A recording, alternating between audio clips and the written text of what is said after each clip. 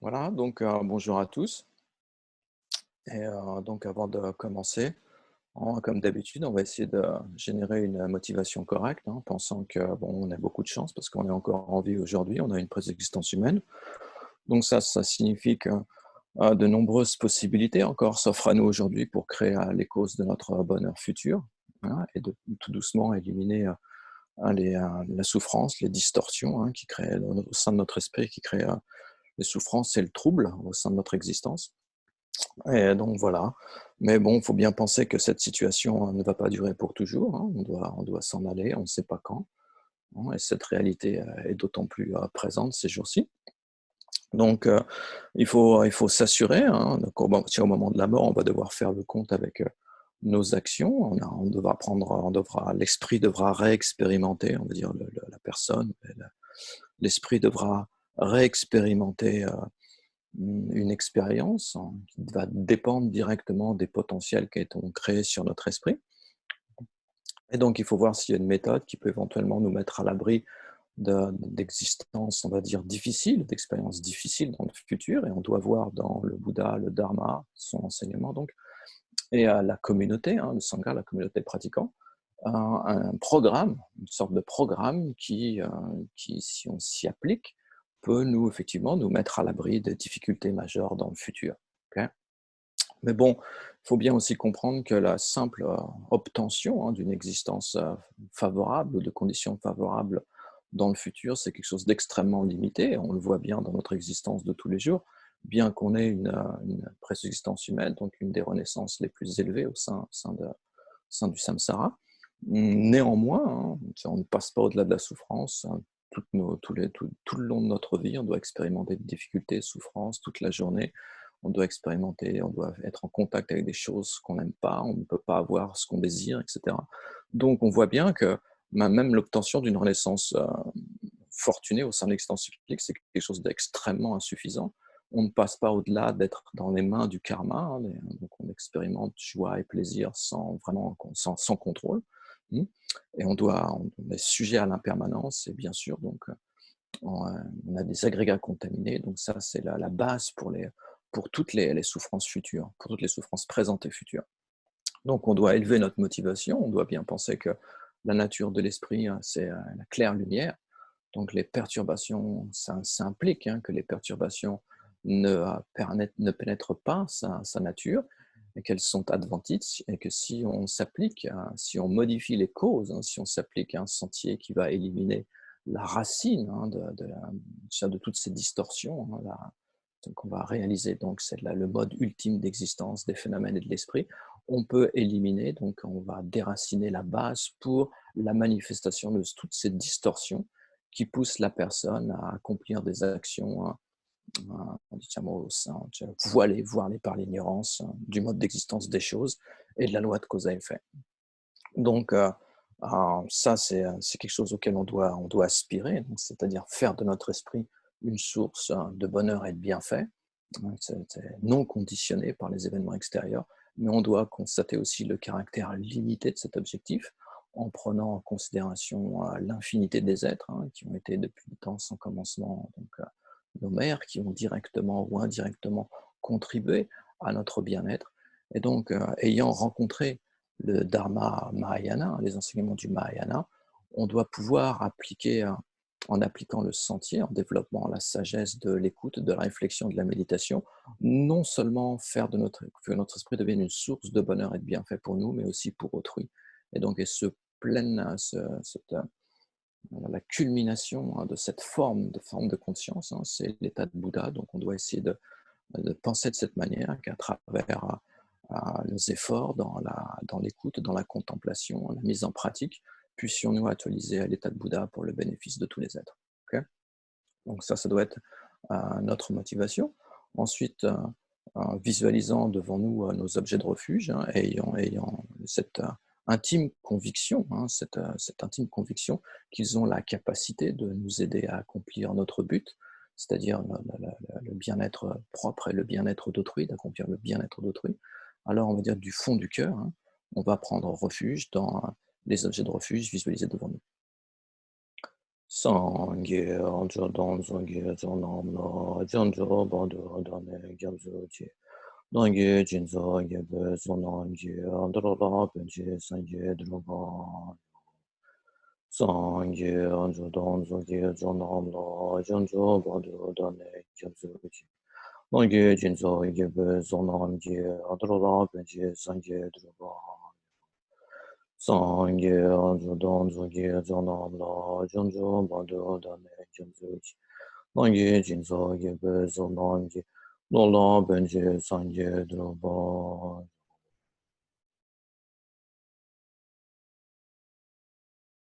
Voilà. Donc en ce qui concerne la phase des préparations, la phase préliminaire est achevée. Maintenant, en ce qui concerne notre rencontre d'aujourd'hui, c'est donc en plus particulièrement sur les quatre aspects profonds, disons, des phénomènes qui constituent le cœur donc, du Sutra du cœur. Hein. On s'était mis d'accord sur cela. Donc, quel est l'intérêt d'aller étudier ces choses en particulier? Tout simplement, il faut bien comprendre. Enfin, j'espère que pour vous maintenant, c'est assez clair, hein, que toutes les souffrances dérivent de cette distorsion, de la réalité. Donc, dans le bouddhisme, hein, la cause de la souffrance et la cause du bien-être réside au sein de l'esprit. Et en tant que cause de souffrance, le karma et les perturbations mentales, hein, les distorsions de l'esprit. Et la distorsion maîtresse, on va dire, qui sert de base pour toutes les autres, c'est l'ignorance, hein, qui conçoit de manière erronée le mode d'existence des choses et de la personne, des phénomènes et de la personne. Okay. Donc, de part du fait qu'on ait cette distorsion de l'esprit, hein, c'est comme si on avait une hallucination permanente, hein, les phénomènes nous apparaissent d'une certaine manière et l'esprit va saisir cette apparence, hein, il va saisir cette apparence, c'est ça l'ignorance, elle saisit, elle accepte, hein, elle réifie l'existence des phénomènes et sur cette base, donc l'attachement, l'aversion, le ressentiment, la colère, tout ça, la peur, tout ça est produit, pousse l'être à l'action et l'action produit l'existence, hein, une action complète, hein, 4 résultats et un des résultats qui nous intéresse dans ce contexte-là, c'est surtout le résultat de pleine maturation qui est la capacité pour une simple action, enfin une action, si elle est complète, de projeter 5 agrégats contaminés au sein de l'existence cyclique. Donc dans le Bouddha, il a donné 3 cycles d'enseignement, on va dire. Dans le premier cycle, il expliquait les 4 nobles vérités, qui sont essentiellement pour les pratiquants du véhicule individuel. Et puis dans le second tour de la roue du Dharma, il a enseigné l'absence de caractéristiques, qui est exclusivement pour les bodhisattvas. Et puis dans le troisième tour de la roue, il a enseigné à la discrimination correcte, hein, c'est-à-dire il a enseigné essentiellement les 3 natures. Et et aussi le potentiel du Bouddha, ça provient de ce troisième cycle d'enseignement. Et là, c'est un cycle d'enseignement qui est commun pour le Hinaya, le véhicule individuel et le grand véhicule. Donc, ce qui concerne le Sutra du cœur, c'est un discours du deuxième, qui appartient au deuxième cycle de la roue du Dharma, donc qui enseigne explicitement le mode d'existence ultime des choses, hein, et implicitement, hein, la méthode. La méthode. C'est-à-dire que les 5 sentiers, comment pratiquer, comment le bodhisattva parcourt ces 5 sentiers pour utiliser l'état de Bouddha. Donc en ce qui concerne le type de sutra, hein, en ce qui concerne la perfection de sagesse, alors d'abord perfection de sagesse, il faut bien savoir qu'est-ce que c'est que la perfection de sagesse. Donc si on divise la perfection de sagesse de manière étymologique, on va en avoir 4 types. On va avoir une perfection de sagesse naturelle, une perfection de sagesse scripturale, enfin les écrits, et une perfection de sagesse sentier, puis enfin une perfection de sagesse résultante. Donc la perfection de sagesse naturelle, c'est simplement la vacuité, le mode d'existence ultime des choses, comment les choses demeurent, hein. Ils sont dépourvus d'existence propre, donc c'est cela que ça indique. En ce qui concerne la perfection de sagesse scripturale, hein, les écrits, essentiellement ce sont les 3 mers, On appelle ça les trois mers parce que donc ce sont les perfections de sagesse en 100 000 strophes, en 25 000 strophes ou en 8 000 strophes. Donc on les appelle les trois mères parce que c'est elles qui donnent naissance à ces trois fils qui sont les arias, auditeurs, réalisateurs solitaires et les arias Bouddha. Les arias destructeurs de l'ennemi, auditeurs, réalisateurs solitaires et les arias Bouddha. Et puis ensuite, on va distinguer une autre catégorie de sutras de la perfection de sagesse. Donc on ne les appelle plus les sutras mères, mais on les appelle les sutras fils. Exactement, je crois qu'il y en a 17. Donc le sutra du cœur fait partie de ces sutras fils. Alors, quelle est la différence entre les sutras mères et les sutras fils?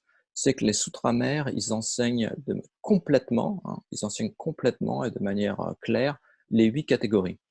Donc les 8 catégories, ce sont les 3 types, les 3 connaisseurs exaltés qui existent dans le continuum de ces pratiquants, les 4 entraînements qui permettent de développer les 4 types d'applications qui permettent de développer ces 3 connaisseurs exaltés, et le résultat, l'état de Bouddha.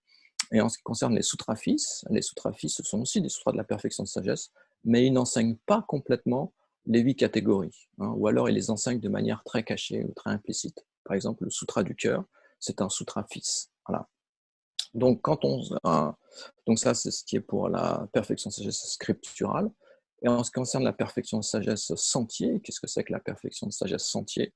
On peut la définir comme étant le connaisseur exalté dans le continuum d'un bodhisattva. Okay. Donc, si on regarde ses limites, les confins, les limites, les frontières, un, le, la perfection de sagesse sentier, donc si on prend comme définition le connaisseur exalté dans le continuum d'un bodhisattva, elle va commencer au sentier de l'accumulation Mahayana et elle va exister jusqu'à la fin du continuum d'un être sensible avant l'obtention de l'état de Bouddha. Donc ça, c'est ce qu'on appelle la perfection de sagesse sentier. Voilà. Donc qu'est-ce que c'est qu'un connaisseur exalté? On peut le définir comme étant l'union du calme continu et de la vision supérieure dans le continuum d'un bodhisattva. Donc ça, c'est la perfection de sagesse sentier. Et puis enfin, on va avoir la perfection de sagesse résultante. Qu'est-ce que c'est que la perfection de sagesse résultante? C'est tout simplement l'état de Bouddha. L'état de Bouddha, donc, okay.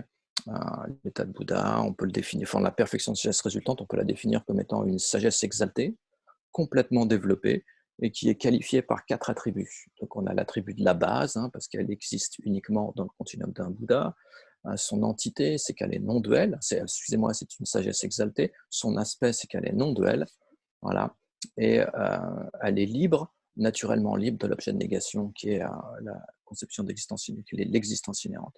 Donc voilà, ça c'est pour les différentes perfections de sagesse. Donc quand on s'intéresse, quand on dit développer la perfection de sagesse ou pratiquer la perfection de sagesse, il faut bien comprendre qu'ici on s'attache à la perfection de sagesse sentier, donc la perfection de sagesse sentier, pour obtenir la perfection de sagesse résultante. Donc, quelle est la principale perfection de sagesse?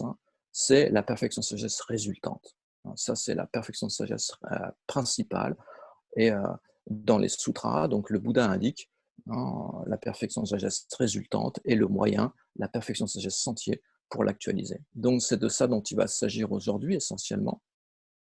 Ça dont il va s'agir. Alors, en ce qui concerne notre sutra, bon, vous l'avez sous les yeux. On va juste s'intéresser, on va juste le passer rapidement, les différentes parties pour arriver jusqu'à ce qui nous intéresse vraiment aujourd'hui.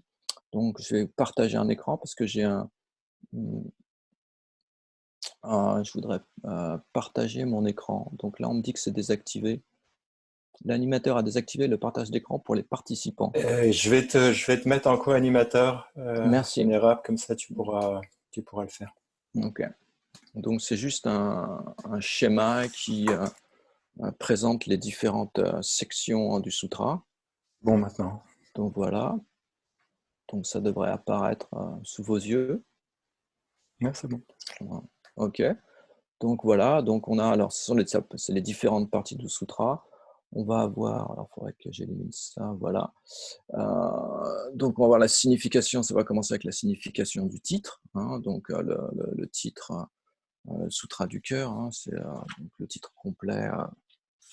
Ça va être un titre complet en anglais.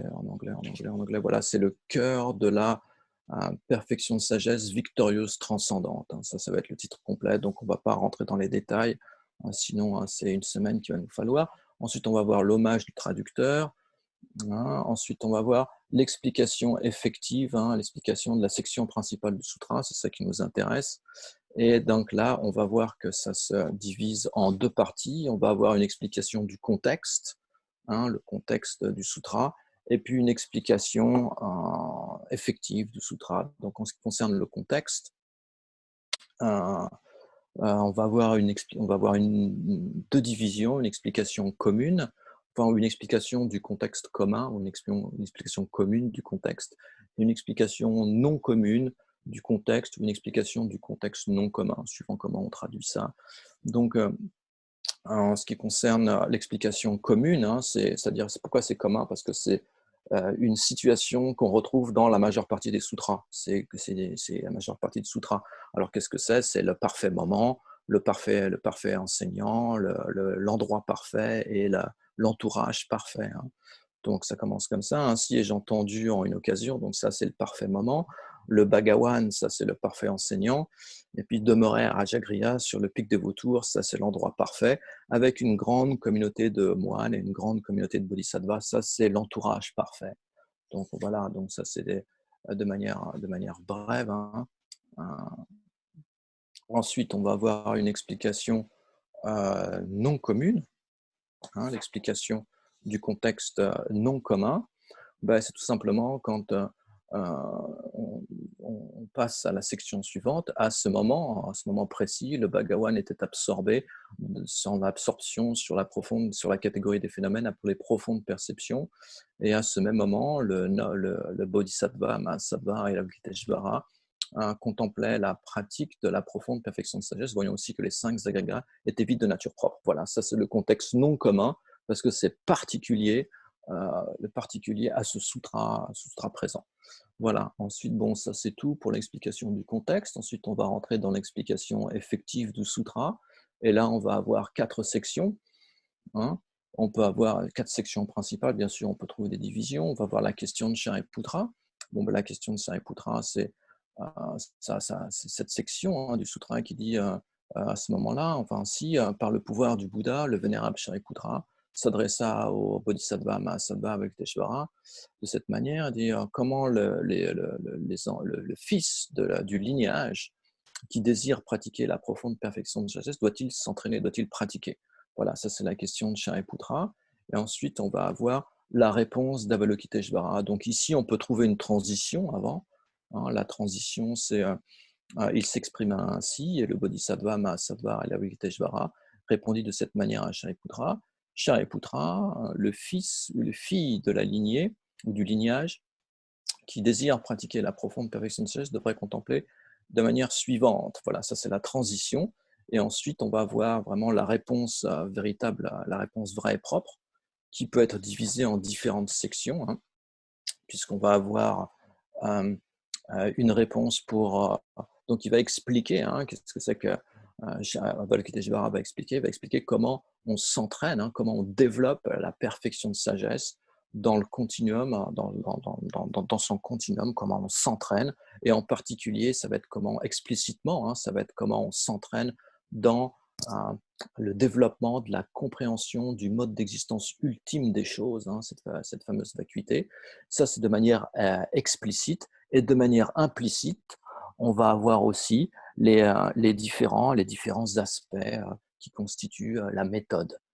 Donc ça, c'est même pas implicite, c'est de manière cachée. Excusez-moi, c'est de manière cachée parce que le sens, la méthode est cachée dans les sutras de la perfection de sagesse.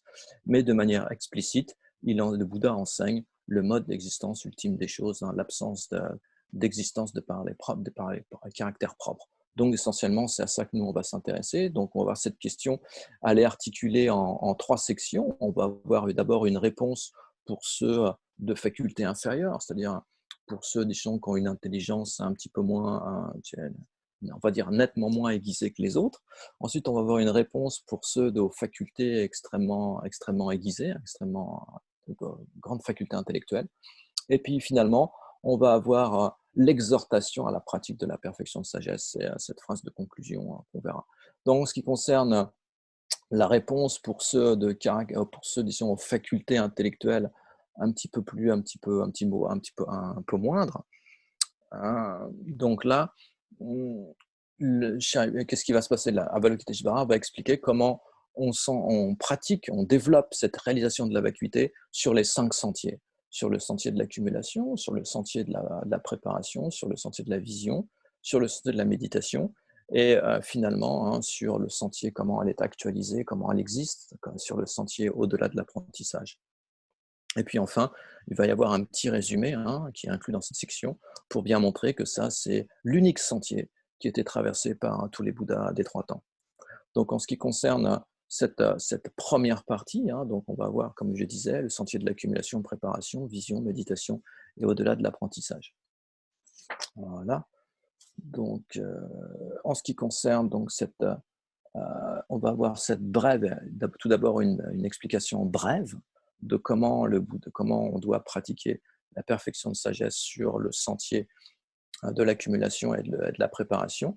Et ça, c'est quand Avalokiteshvara, tout simplement, il dit, donc on reprend, hein, après la transition, il devrait voir aussi les 5 agrégats comme vides de nature propre. Voilà, ça c'est la présentation brève de la manière de pratiquer la perfection de sagesse sur le sentier de l'accumulation et le sentier de la préparation. Et ensuite, on va passer à l'explication approfondie. Hein, l'explication approfondie va être divisée, on va trouver différentes divisions, puisqu'il va y avoir une méditation tout d'abord sur les 4 aspects profonds de la nature de l'agrégat de la forme, et puis ensuite la manière de méditer, hein, la méditation sur les 4 aspects profonds, hein, les 4 natures profondes des 4 autres agrégats, la sensation, la discrimination, les facteurs de composition et la conscience. Donc, on va s'intéresser à la méditation sur les 4 aspects profonds, les 4 natures profondes de l'agrégat de la forme. Et ça, c'est quand Avalokiteshvara, il déclare, hein, la forme est vide, la vacuité n'est autre que la forme. Excusez-moi, la forme est vide, ouais, ouais. La vacuité n'est autre que la forme, la vacuité. Non, non, non, non, c'est pas ça. Attendez.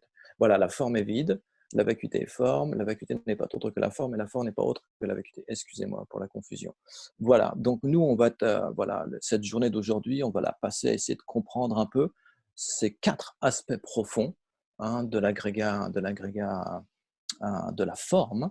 Donc une fois qu'on l'a compris, hein, par rapport à l'agrégat de la forme, on doit être capable de l'appliquer à tout autre phénomène, hein, puisque bon, dans la perfection de sagesse à brève, hein, en particulier bon, dans le Sutra du cœur, on prend comme exemple l'agrégat de la forme pour expliquer, disons, sa vacuité, pour présenter la vacuité des phénomènes, alors que dans la perfection de sagesse en 100 000 strophes, on prend les 108 phénomènes. Et les 108 phénomènes, donc, c'est une classification des phénomènes du côté complètement contaminé et les phénomènes du côté complètement purifié. Donc, on va avoir 53 phénomènes du côté complètement purifié et 53 phénomènes du côté contaminé et 55 du côté complètement purifié. Et donc, ça part de la forme jusqu'à l'esprit omniscient. Donc, vous voyez, là, tout simplement, on prend le premier, hein, la forme, et on explique donc les quatre profondeurs, hein, les 4 aspects profonds de la nature de la forme. Voilà. Ok, ça va, ça suit? Voilà, voilà. Donc, on est donc dans cette section, hein, la méditation sur les 4 aspects profonds de l'agrégat de la forme. Et on va voir donc la première profondeur de l'agrégat de la forme. Donc, voilà, on y arrive. Attendez, hein, que je me retrouve dans mes notes.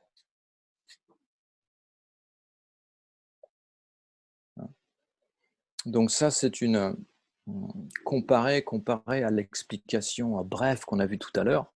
L'explication ici, elle est beaucoup plus explicite et elle est plus facile à comprendre, hein. Bon, c'est toujours quelque chose de très profond, hein, très difficile, très subtil, hein, à comprendre, donc ça demande toujours un peu d'explication. Voilà. Donc ici, Il faut savoir, on a essayé de définir un peu qu'est-ce que c'était que cette conscience, cette perfection de sagesse sentier. On a vu que c'était le connaisseur exalté dans le continuum d'un bodhisattva. Maintenant, si on veut vraiment voir qu'est-ce que c'est qu'un sentier, la définition d'un sentier, c'est une conscience, hein, c'est de ça dont il s'agit, hein, c'est une conscience qui conduit à un effet particulier. Attends, je vais vous couper peut-être le partage, voilà. C'est une conscience qui conduit voilà, un résultat particulier, un effet particulier. Donc, on va avoir des sentiers, on va dire, des sentiers qui sont mondains et on va avoir des sentiers qui sont supramondains. Donc, un sentier mondain, c'est par exemple quand on va s'attacher simplement au développement des niveaux de concentration. Et ça va nous permettre de prendre naissance dans le domaine de la forme et du sans-forme. Alors qu'un sentier supramondain, c'est quelque chose qui nous emmène au-delà de l'existence cyclique, c'est-à-dire à la libération ou à l'état de Bouddha. Okay. Donc, en ce qui concerne les sentiers mondains, donc on a des sentiers vertueux et non vertueux. Les sentiers mondains vertueux conduisent vers les renaissances supérieures dans l'existence cyclique et les sentiers non vertueux vers les résistances difficiles de résistance cyclique. Voilà. En ce qui concerne les sentiers supramondains, on a dit qu'on en allait avoir deux types. On va voir les sentiers supramondains qui emmènent à la libération personnelle et les sentiers supramondains qui emmènent à l'illumination, les sentiers supramondains, donc Mahayana. Donc ici, on va s'intéresser en ce qui concerne le développement de la sagesse, il n'y a aucune différence entre les sentiers supramondains, Hinayana et Mahayana. Il n'y a aucune différence. La compréhension de la vacuité est exactement la même, même si au sein de la présentation des écoles philosophiques sur l'écrit, au niveau de l'écrit, au niveau des vues, il y a des différences, puisque ça se base sur les différentes interprétations des trois tours de la roue du Dharma. Au niveau de la pratique, il n'y a aucune différence. Si on veut atteindre la libération ou si on veut atteindre l'état de Bouddha, au niveau de la sagesse, il n'y a aucune distinction. On doit réaliser le manque d'existence inhérente des phénomènes. Voilà.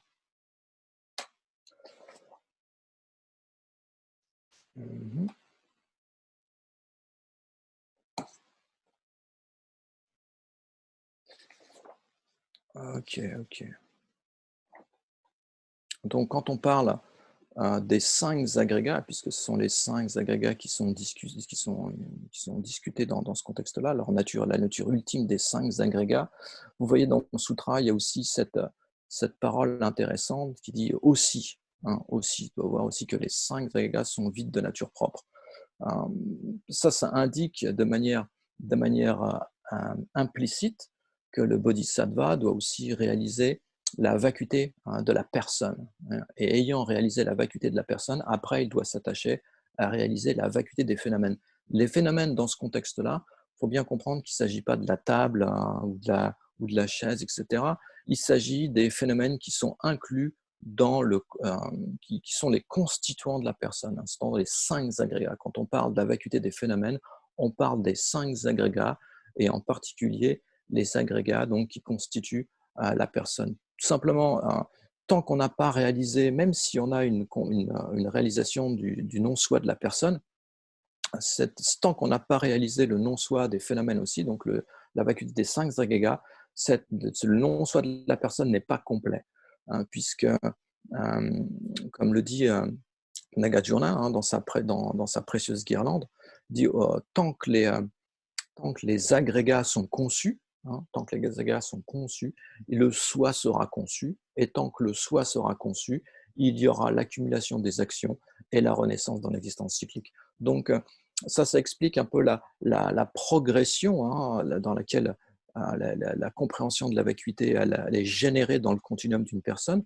Donc, d'abord, on va s'attacher à méditer sur le non-soi de la personne. Donc, la personne, on l'a réalisé donc, que la personne est simplement imputée sur la base des 5 agrégats et successivement, on va s'attacher à méditer sur la vacuité des 5 agrégats et en particulier donc l'agrégat de la forme et les consciences, etc. C'est dans cet ordre que l'expérience est générée dans le continuum d'une personne. Pourquoi d'abord l'esprit, pourquoi d'abord la personne et ensuite les 5 agrégats? Tout simplement parce que c'est plus évident au début de comprendre que la personne est imputée sur les 5 agrégats et ensuite de réaliser la vacuité des 5 agrégats comme en partant de la forme l'esprit étant, bien sûr, la vacuité de l'esprit étant plus difficile à réaliser, non pas en ce qui concerne la subtilité de la réalisation, mais tout simplement l'identification de la base sur laquelle la vacuité va être réalisée un petit peu plus difficile. Par exemple, si on prend les 5 agrégats, hein, il est très facile de reconnaître l'agrégat de la forme, l'agrégat de la sensation, c'est un peu plus caché, l'agrégat de la discrimination, c'est un petit peu plus caché, l'agrégat des facteurs de composition, peut-être un peu plus, et le plus subtil étant l'agrégat des consciences. Donc, ils sont présentés dans un ordre, ils sont d'évidence, hein, voilà, d'évidence.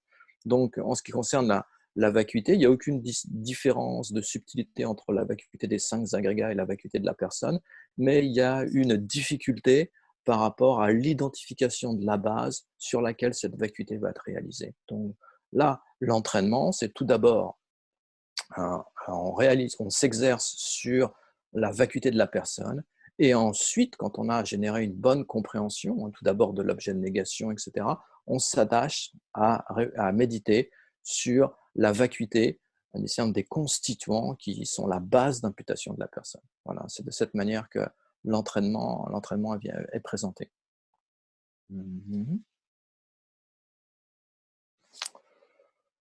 Voilà.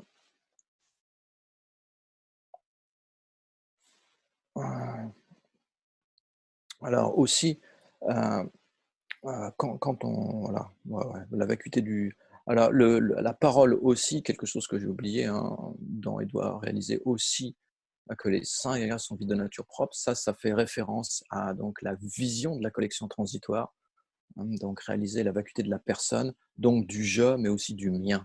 Hein, j'ai oublié cette chose-là, du je et du mien. Le je et du mien, ça reste toujours une vacuité de la personne, hein, c'est toujours lié à la vision de la collection transitoire. C'est considéré comme Chandrakirti, présenté comme Chandrakirti comme étant la racine de l'existence cyclique. Donc le je et le mien, par le mien, il ne faut pas penser dans ce contexte-là qu'il s'agit, par exemple, de mes oreilles ou de ma tête ou de mon nez ou de mes jambes.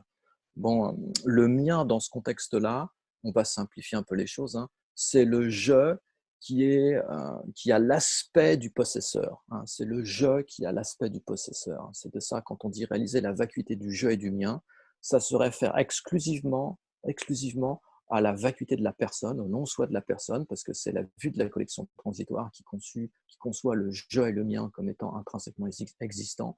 Et le mien de ce contexte-là, il ne faut surtout pas le comprendre comme étant, hein, se référant aux constituants de la personne ou aux choses qui sont possédées par la personne, mais c'est le je qui, c'est un peu plus que le je, hein, c'est le je, puisque le mien possède en quelque sorte, hein, il englobe le je, c'est le je qui est le possesseur, hein, le je qui est le possesseur. On ne va pas rentrer dans les détails, c'est juste une petite précision. Donc ensuite, on va s'attacher au phénomène. Donc, une fois qu'on a réalisé, comme je disais, hein, le non-soi de la personne, on s'attache à réaliser le non-soi des phénomènes. Donc, bien que dans le sutra, on me l'a dit, ce n'était pas exprimé explicitement, on a le mot aussi qui indique, donc il y a ces passages qui sont faits, ces passages qui doivent être voilà, qui sont faits. Donc tous les phénomènes, hein, des 5 agrégats, la personne, sont postulés nominalement.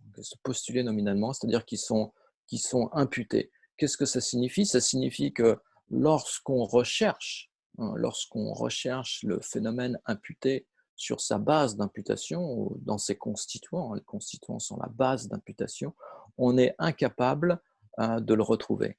Hein, on est incapable de le retrouver. Néanmoins, hein, quand on se limite, hein, quand on se limite à cette simple dénomination, cette simple nomination du phénomène sur sa base d'imputation, quand ça s'est fait par une cognition, une connaissance valide, bah, le phénomène, on va dire qu'il existe conventionnellement. Néanmoins, hein, et c'est une connaissance valide, néanmoins, ce phénomène est incapable de supporter l'analyse. Hein. Quand on dit qu'un phénomène, que tous les phénomènes, quels qu'ils soient, sont incapables de supporter l'analyse, l'analyse qu'on désigne dans ce contexte-là, c'est rechercher du côté du phénomène ce qui correspond au non.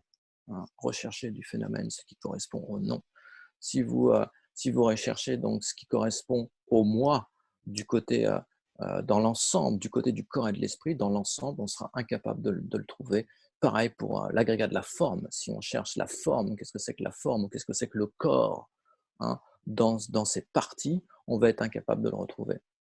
Donc, euh, qu'est-ce que ça signifie? Donc, qu'on ne doit pas voir seulement les 5 agrégats de la forme, etc., individuellement, mais on doit la voir dans ce contexte-là, hein, puisqu'Avalokiteshvara dit on doit les voir de manière correcte, ça doit être réalisé de manière correcte, de manière sans distorsion, c'est-à-dire qu'on doit voir l'absence d'existence inhérente des 5 agrégats. C'est ça qu'Avalokiteshvara nous explique, hein, dans cette instruction, de vous constater que les 5 agrégats sont dépourvus de nature propre. Voilà, donc ça c'est la présentation de l'entraînement dans la perfection de sagesse. En ce qui concerne dans Sutra, qu'est-ce que ça enseigne aussi de manière implicite que sur le sentier de la préparation, sur le sentier de l'accumulation et sur le sentier de la préparation, le mode d'existence, l'absence d'existence inhérente des phénomènes est réalisée par le biais d'une signification, d'un sens généralité. Un sens généralité. Qu'est-ce que c'est qu'un sens généralité? C'est ni plus ni moins une sorte de compréhension intellectuelle. C'est quelque chose de conceptuel. Donc on va générer à travers notre analyse, à travers notre compréhension, une image mentale, hein, de la vacuité. C'est cette compréhension intellectuelle. Donc ça, c'est un premier type de connaissance valide, hein, puisqu'on a 2 types de conscience valide. La première est une conscience inférentielle et la seconde est une perception directe. Donc cette conscience, qu'est-ce que c'est qu'un connaisseur valide? Un connaisseur valide, c'est un type d'esprit qui ne déçoit pas, hein, qui est incontrovertible, hein. Il est incontrovertible par rapport à son objet principal, c'est-à-dire qu'il réalise l'objet principal, hein, de manière correcte. Il ne peut pas être contredit, hein, c'est incontrovertible. Il ne peut pas y avoir une autre personne, hein, qui a généré une certaine compréhension, qui dit non, c'est pas comme ça, c'est comme ça, ou ça n'existe pas. Une fois que c'est réalisé par un connaisseur valide, c'est irréfutable. C'est de ça dont il s'agit. Donc, en ce qui concerne ces connaisseurs irréfutables, on en a 2 types. On va avoir le connaisseur inférentiel, hein, qui est conceptuel, et la perception valide. Et la perception valide est directe. Donc, la perception valide directe, on en a 2 types. Elle peut être sensorielle ou elle peut être mentale, hein. Donc, la perception mentale, hein, directe, c'est quand elle est soutenue elle a comme condition potentiatrice, hein, l'union du calme continu et de la vision supérieure. Donc, pour nous, à notre niveau, ce qu'on doit s'attacher à produire dans un premier temps, c'est cette conscience inférentielle valide au regard du mode d'existence ultime des choses. C'est-à-dire que c'est cet esprit qui va, de par l'écoute, hein, la réflexion, la contemplation, générer une compréhension intellectuelle correcte, de la vacuité. Qu'est-ce que ça veut dire, une compréhension intellectuelle correcte de la vacuité? C'est-à-dire comprendre l'absence d'existence inhérente des phénomènes, hein. C'est d'un point de vue de la vision madhyamika prasangika. Sinon, les autres, ce n'est pas considéré comme une compréhension de la vacuité. Non, ce n'est pas la vacuité qu'on regarde, c'est quelque chose d'autre, c'est quelque chose de plus grossier. Donc, c'est donc pas le phénomène, on n'a pas une compréhension du phénomène final. Donc, en ce qui concerne le connaisseur inférentiel, il est produit, hein, cette compréhension inférentielle est produite dans l'esprit à travers l'observation, hein, de signes ou de raisons, hein. Essentiellement dans ce contexte-là, ça va être le raison. Donc, en portant à l'esprit des raisonnements, on va dire, valides, on va être capable de comprendre, d'induire une compréhension inférentielle dans la vacuité. Donc on peut avoir, pour comprendre un peu comment ça fonctionne, une conscience inférentielle ou un connaisseur inférentiel valide. Si on se balade dans la campagne et qu'on voit au loin, par exemple, à la tombée du soir, etc. Même on voit au loin des maisons avec de ces cheminées, il y a de la fumée qui s'échappe. Ben, on peut en déduire l'existence du feu. Donc, de par l'observation du signe fumé, on peut en déduire l'existence du feu. Bien qu'on ne voit pas directement, on ne voit pas directement le feu, néanmoins, on en déduit de manière raisonnée, par l'observation du signe feu, du signe fumé, que le feu existe dans la cheminée, dans le foyer. Donc ça, c'est une conscience valide. C'est incontrovertible incontrovertible en rapport à l'existence du feu dans le foyer. Donc c'est un peu comme ça. Donc la vacuité au début, on va pas, vu que c'est un phénomène caché, on va pas être capable de la percevoir directement. On va devoir commencer à l'observer, à la comprendre à travers une représentation conceptuelle qui se base sur l'écoute et l'analyse. L'écoute et l'analyse. Voilà. Et ensuite, plus loin, passer à une compréhension intellectuelle, à une compréhension directe de la vacuité. Voilà, donc ça c'est vu.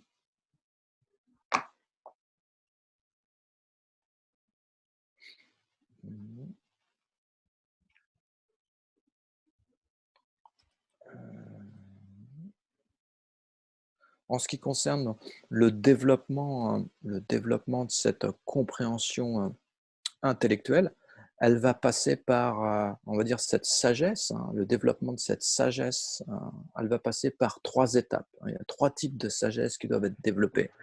Donc la première, c'est la sagesse qui est issue de l'écoute des enseignements. Donc on va lire, on va écouter des enseignements, on va aussi en lire. Et là, essentiellement par l'observation des mots, on va générer, et en écoutant des raisons qui sont présentées par autrui, on va générer un premier niveau de compréhension qui va se baser sur l'écoute des enseignements. Et ensuite, on va ultérieurement, successivement, on va prendre donc ces raisons, on va les analyser, on va prendre ces mots, on va non plus s'attacher uniquement aux mots, à comprendre leur terminologie, leur sens, etc., mais on va s'attacher plus exclusivement, principalement à la signification de ces mots. C'est l'objet d'observation de ce deuxième type de sagesse, qui est la sagesse qui est issue de la réflexion, s'attache principalement à observer, contempler la signification de ces raisonnements, la signification produite par ces différents raisonnements, par ces différentes présentations. Et ensuite, dans un troisième temps, on va avoir la sagesse issue de la méditation qui débouche, lorsqu'elle arrive à la culmination, à la perception directe de la vacuité. Donc voilà, donc ça c'est au niveau de notre parcours. On doit d'abord s'attacher à écouter le plus possible et à lire le plus possible d'enseignements qui parlent de l'absence d'existence par les propres caractéristiques. On va générer un certain niveau de compréhension. On ne doit pas rester là. On doit s'attacher à y réfléchir de manière à ce que notre esprit il soit capable de générer une compréhension de par sa propre pouvoir, à travers sa propre contemplation, à travers ses propres raisonnements qu'il élabore. L'esprit arrive de manière correcte, arrive à générer sa propre contemplation du sujet, sa propre compréhension du sujet.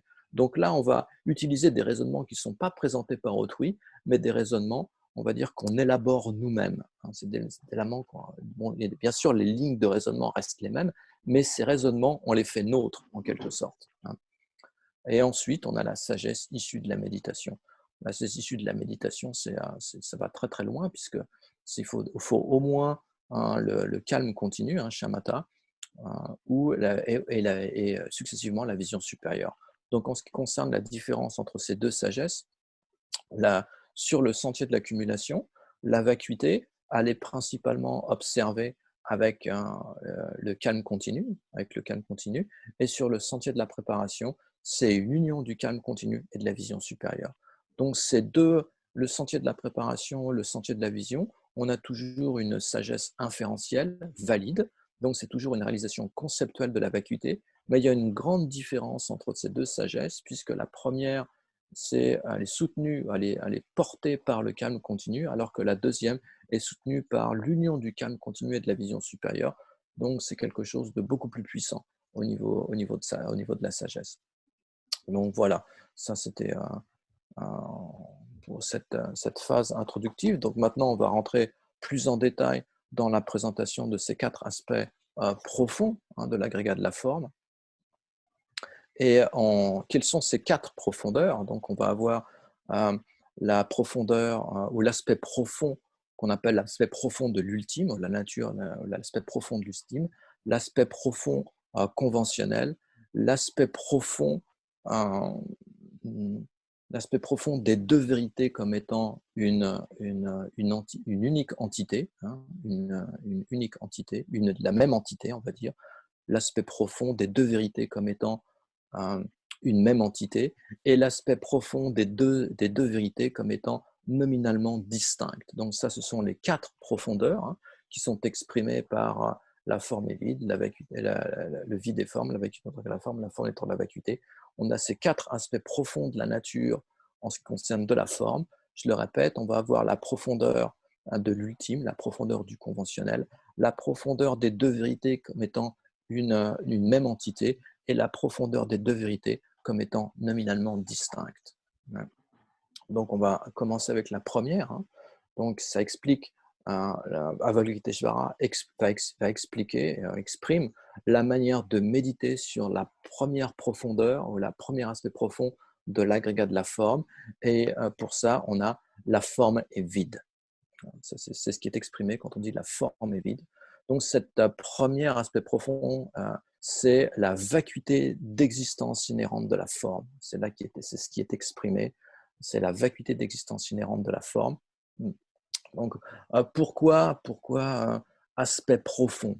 Pourquoi on a cet aspect profond? Tout simplement parce que la vacuité, c'est quelque chose de profond et de difficile à réaliser, c'est quelque chose de subtil, et c'est aussi profond dans le sens où, quand on la réalise, ça nous permet d'accéder à cette profonde réalisation de la complète libération de la souffrance. C'est pour ça qu'on a cet attribut du profond. On l'appelle donc la profondeur de l'ultime, tout simplement parce que la vacuité, c'est la nature ultime des phénomènes. Nature ultime. Ultime dans ce contexte-là, ça ne veut pas dire absolu, ça veut dire simplement, on s'applique simplement au mode d'existence, au mode de maintien. On va observer le mode de maintien des choses. Donc, Avalokiteshvara, lorsqu'il prononce ces paroles, la forme est vide, ça révèle à la nature ultime des phénomènes, et donc cette première profondeur de la forme, première aspect profond de la forme. Qu'est-ce que c'est que la forme? Donc, avant de s'attacher à comprendre la vacuité de la forme, il faut déjà comprendre la forme. Qu'est-ce que c'est que la forme? Donc, cette base sur laquelle la vacuité va être réalisée. C'est la vacuité. La vacuité n'est autre qu'un attribut d'un phénomène, le phénomène étant le possesseur de l'attribut, le possesseur de la qualité. Ça, c'est l'aspect conventionnel. Le phénomène conventionnel est le possesseur de la qualité, le possesseur de l'attribut, donc dans ce contexte-là, la forme. Et la vacuité, c'est la vacuité, c'est l'attribut ou la qualité qui est réalisée sur la base de ce phénomène. Donc la forme, qu'est-ce que c'est? Ça se réfère donc à l'agrégat de la forme, qui est un des cinq agrégats. Alors, en général, les 5 agrégats, ça inclut tous les phénomènes impermanents, exclusivement les phénomènes impermanents. Les phénomènes permanents ne sont pas inclus dans les 5 agrégats, ils sont inclus dans une autre division, celle des constituants ou des sphères. Mais quand on parle des 5 agrégats, on a uniquement tous les phénomènes impermanents. Donc, on a les phénomènes impermanents extérieurs et intérieurs. Tous les objets des sens sont inclus dans l'agrégat de la forme, par exemple. Et quand on parle de l'agrégat de la forme dans ce contexte-là, c'est particulièrement les phénomènes impermanents ou les 5 agrégats dans ce contexte-là. Ce sont les phénomènes impermanents qui constituent la personne. Ça, les 5 agrégats. Bien que les 5 agrégats, en général, ça inclut aussi tous les phénomènes impermanents, extérieurs et intérieurs. Dans ce contexte-là, ça s'applique exclusivement aux phénomènes qui constituent la personne. Donc l'agrégat de la forme dans ce contexte-là, qu'est-ce que c'est? Ce sont bien sûr le corps, mais aussi donc l'aspect physique, hein, c'est tous les aspects physiques, grossiers et subtils, on va inclure aussi les pouvoirs sensoriels, on va inclure bien sûr la forme, mais aussi la couleur, euh, la silhouette, hein, la forme, l'odeur, les bruits, hein, les sons produits par le corps, les saveurs, hein, le goût, le goût, tout ça, les odeurs, tout ça, ça constitue l'agrégat de la forme. Hein, la forme. C'est pas simplement le corps, mais c'est tout ce qui va avec. Voilà, tout ce qui va avec. Voilà. Donc, bon, après les autres agrégats, vous savez, on a la sensation, bien sûr. Hein, la sensation, c'est ce qui est la nature de l'expérience. Donc, la sensation, c'est un facteur mental omniprésent. On a 3 types de sensations, hein, qui sont plaisantes, déplaisantes et neutres. Ça, étant donné que c'est un facteur omniprésent, on va l'avoir, il va être, il va être toujours présent, quel que soit le type de conscience qui est généré. Donc, vu qu'on a les 5 consciences sensorielles et plus la conscience mentale, on peut avoir donc 18 types de sensations. C'est de l'expérience, c'est de la nature de l'expérience. La discrimination, on va avoir l'agrégat de la discrimination. L'agrégat de la discrimination, là aussi, c'est un facteur mental. Hein. Donc, c'est simplement la capacité de reconnaître les signes non communs du côté de l'objet. Ce n'est pas quelque chose de conceptuel. Ne pensez pas du tout que ce soit quelque chose de conceptuel. C'est simplement une capacité de cueillir les signes non communs des objets. C'est ce qui nous permet de les reconnaître l'un de l'autre. Ensuite, il y a une activité conceptuelle. Hein. Ceci est bleu, ceci est rouge, etc. Mais l'agrégat de la discrimination, c'est donc simplement c'est aussi un facteur mental omniprésent. Simplement, c'est une faculté de cueillir le signe non commun d'un objet. Ensuite, on va avoir l'agrégat des facteurs composés. Qu'est-ce que ce sont les facteurs composés? Donc, on va avoir 2 types de facteurs composés hein, dans ce contexte-là. On va avoir les facteurs mentaux, donc à l'exception de la sensation et de la discrimination, puisqu'on les a déjà comptés comme étant le Bouddha les a présentés comme des agrégats à part entière. Donc, on va avoir 49 facteurs mentaux, puisqu'on en a 51. Et on va avoir des, aussi les facteurs de composition non associés. Qu'est-ce que sont les facteurs de composition non associés? Ce sont des phénomènes impermanents qui ne sont ni la forme, ni la conscience. Par exemple, la force vitale. Hein, la force vitale, c'est pas une forme, c'est pas une conscience, c'est un facteur de composition non associé. Bon, ça, il est inclus dans cette catégorie. On va avoir aussi, par exemple, la personne.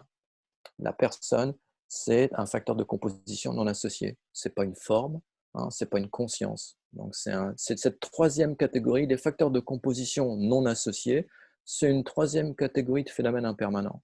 Hein, les phénomènes, on les classe en 2 catégories. On va avoir les phénomènes permanents d'un côté et les phénomènes impermanents. Et quand on s'attache à comprendre les phénomènes impermanents, ben on va avoir une triple division. On va avoir ce qui est matière, hein, ce qui est atomiquement établi, hein, la matière. On va avoir ensuite la conscience, et ensuite on va voir les facteurs de composition non associés, c'est-à-dire ce qui est ni l'un ni l'autre, ni matière, ni conscience. Voilà. Donc là, on va trouver, alors bon, les prasangika en présentent 23 types, mais on va inclure le temps, par exemple, l'impermanence, la personne, les potentialités karmiques, par exemple, potentialités karmiques, facteurs mentaux composés, facteurs de composition non associés, etc., etc. Donc tout ça, ça rentre dans l'agrégat des facteurs de composition. Ensuite, on va avoir le dernier, qui est l'agrégat des consciences, et là, ça se réfère aux 6 consciences principales, hein, les 5 consciences sensorielles plus la conscience mentale. Bon, quand on parle donc de réaliser la vacuité des phénomènes, il s'agit de réaliser la vacuité de ces 5 agrégats. D'abord, on va réaliser la vacuité de la forme, ensuite la sensation, discrimination, facteur de composition, puis en plus on va s'attacher à méditer la vacuité de l'esprit. C'est de ça dont il s'agit. Donc là, Avalokiteshvara, il va présenter en détail la méditation, les 4 profondeurs, hein, les 4 aspects profonds de l'agrégat de la forme, mais il faudra ensuite s'appliquer à ces raisonnements au sujet de la sensation, on va voir les 4 aspects profonds de la sensation, les 4 aspects profonds de la discrimination, des facteurs de composition et de la conscience, voilà, et des consciences. Donc, qu'est-ce que c'est que euh, quelques mots d'abord sur la signification d'existence inhérente, existence inhérente. Donc, ça c'est la vision Madhyamika Prasangika, la vision finale du Bouddha.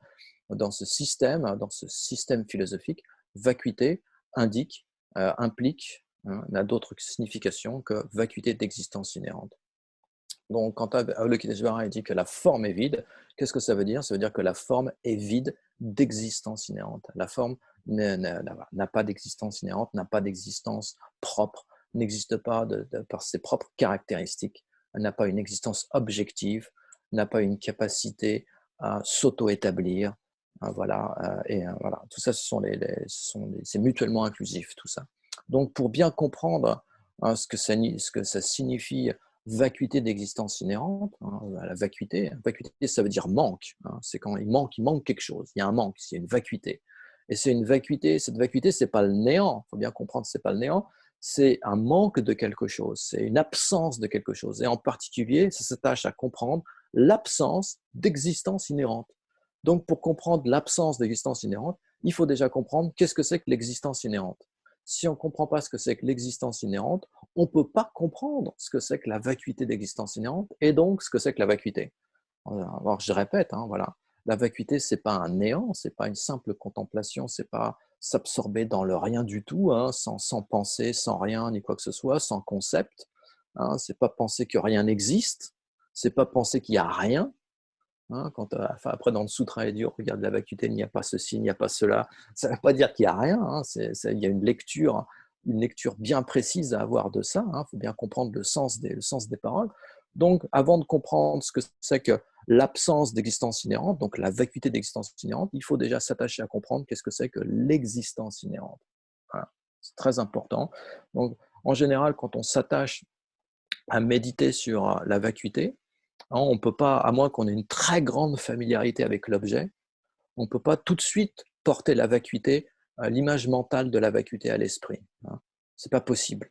Donc au début, il faut s'attacher à ce qu'on appelle les 4 points essentiels. Les 4 points essentiels. Donc, les 4 points essentiels, c'est quelque chose qui a été présenté dans les sutras, ça a été repris par Nagarjuna, et puis Chandrakirti il les a amplifiés, il en a rajouté 3 autres, et il en a fait un raisonnement en 7 points.